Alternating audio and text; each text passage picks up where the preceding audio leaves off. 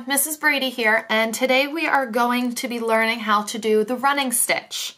The running stitch is probably the easiest stitch that we're going to be discussing, and it's rather simple. So I've already got my needle, it has been threaded, and I've got my knot on the end.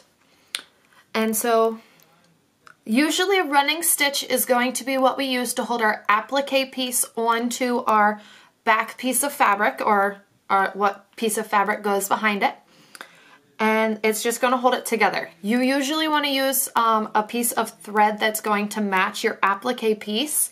That way it kind of blends in. But for this purpose, so that you guys can actually see where I'm sewing, I am going to just be using a piece of black thread on a piece of white fabric so that you guys can see what a running stitch should look like.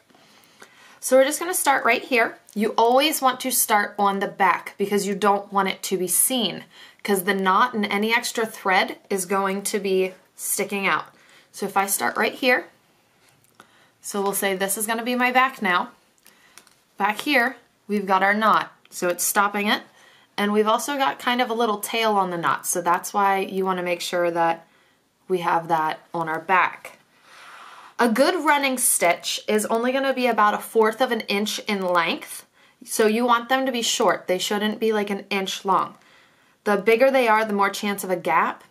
So you only want about 1/4 of an inch. So you're just going to move forward on your fabric and you're going to pull it. So we've got a little dash there. Then you are going to start on the back again. So with this, whatever side your needle is on or just came out of is the side that you're about to poke through again. So you'll take your needle, you're going to poke through from the back. You want to try to get it lined up. The space in between each stitch should be about the same length as your stitch was.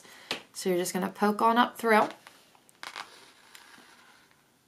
And then you're going to come down about that same length again. Whenever you reach to the back to find your needle again, it's very good to check where you're going, or else you're likely to stab yourself, which we don't want that to happen. So always check where you are going. So we start on the back and we poke back through.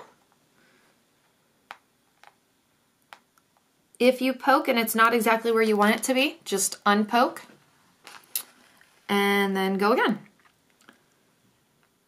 And then back down. If you get any bundles like this, so it's kind of not focused, so if we focus that there. So I've kind of got a clump of thread here. So if we kind of just untangle it and pull it again, we're all good.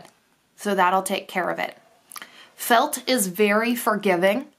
So if you do go through in the wrong place, you can unthread it, the felt, so like backwards sewing, and that should take care of it. So that is a running stitch.